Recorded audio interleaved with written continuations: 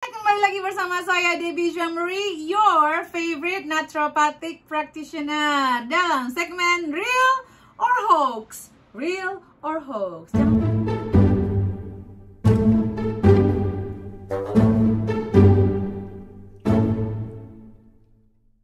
Jangan lupa untuk di-share, di-subscribe, dan ada hadiah panci salad master senilai 50 juta rupiah. Oh, hampir 50 juta rupiah. Oke, jangan lupa di share dan subscribe.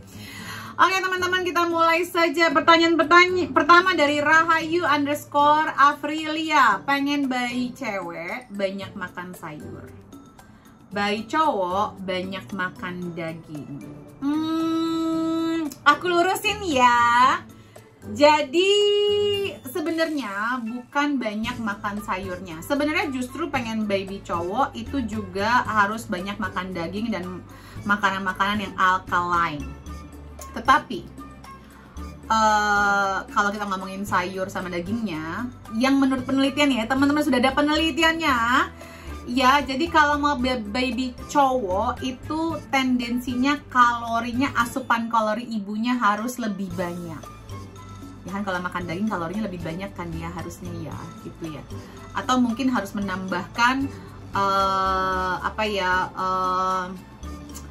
kayak, jadi justru bukan hanya sayuran doang sih sebenarnya. Kalau buat dapet cowok itu juga harus makan sayur dan buah-buahan, tapi yang seger. Jadi kalau bayi cowok ini harus yang potasiumnya tinggi. Kalau udah dimasak itu kan potasiumnya rendah, sodiumnya yang naik. Jadi kalau cowok itu malah kepengennya yang fresh fruits and vegetables, sayuran dan buah yang segar-segar, potasiumnya tinggi gitu.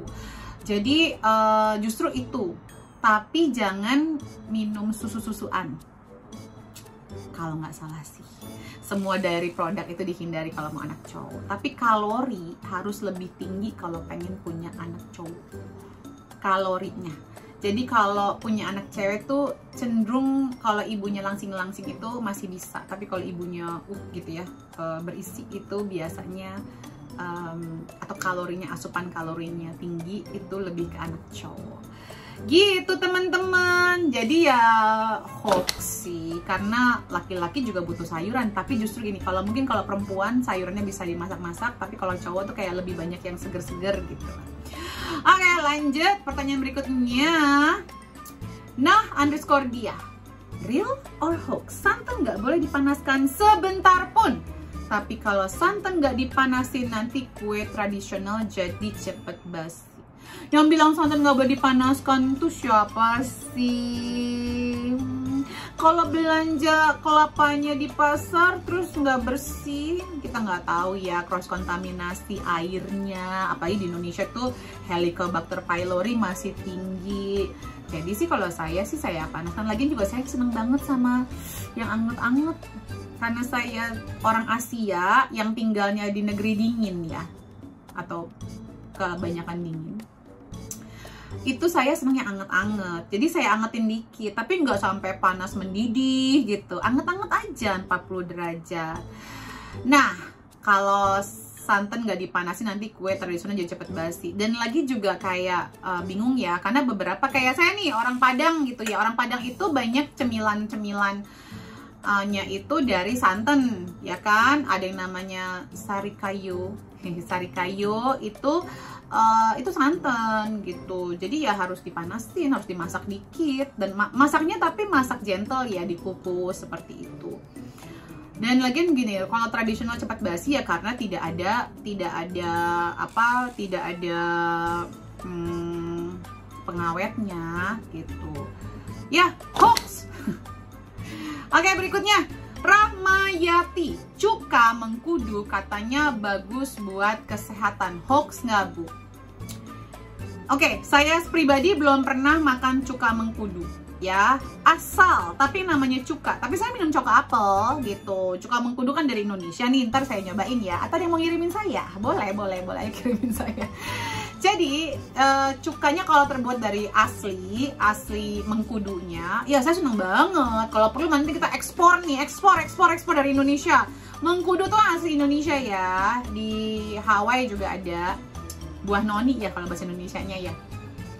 Tapi fermentasi dari buah-buahan ini, saya sebagai orang yang minum cuka apel, ya saya mendapatkan manfaatnya. Anything yang difermentasi itu bagus banget. Jadi kalau, tapi buat saya untuk cuka mengkudu ini karena saya belum pernah nyobain, dan saya tadi Google aja karena ada pertanyaan ini, saya Google.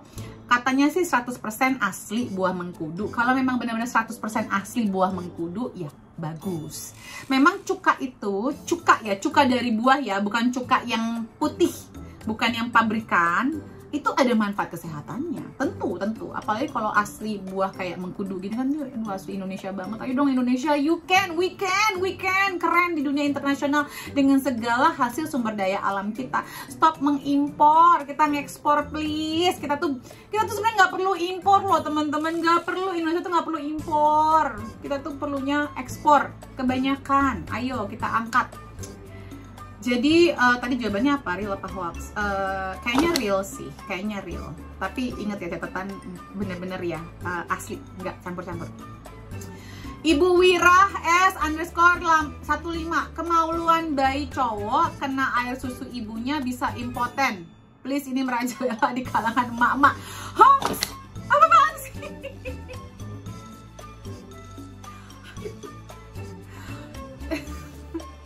Cuman aku bingung aja gini loh, gimana caranya ya air susu ibu kena kemaluan laki-lakinya? Masa diperes-peresin gitu? Kan saya sebagai seorang ibu yang juga, saya sampai megang payudara saya, masa diperes-peresin jatuhin ke tapi itu hoax.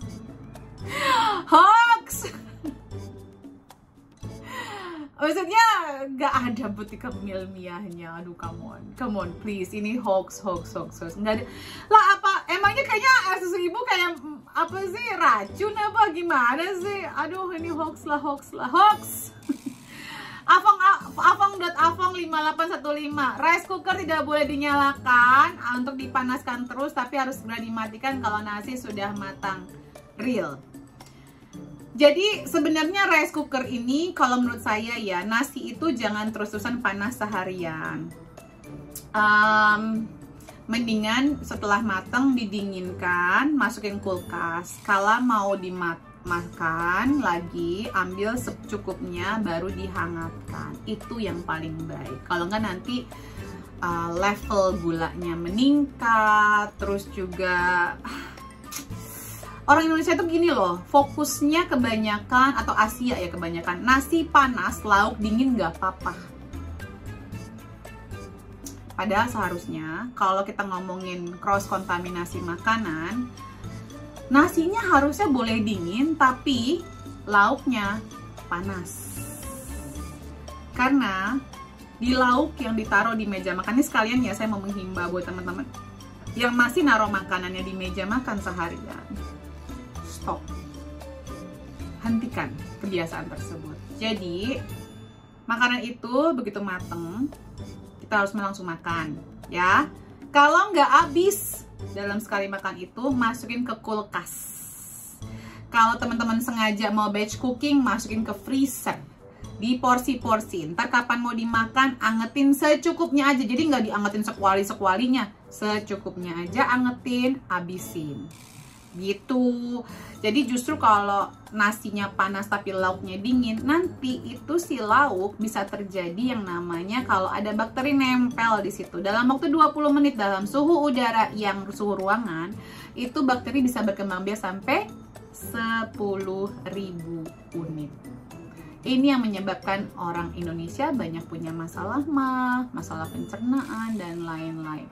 Makanan itu ya, kalau nggak panas sekalian, kalau nggak dingin sekalian. Makanya kalau di Eropa tuh banyak ada sushi segala macam atau sandwich yang dingin gitu. Tapi ya kalau nasi saya sih manjurkan habis mateng masukin kulkas, kalau mau makan baru angetin. Oke, semoga bermanfaat. Kayaknya sudah selesai semuanya. Thank you for the question. Salam sehat selalu. Jangan lupa untuk di-share. Bye.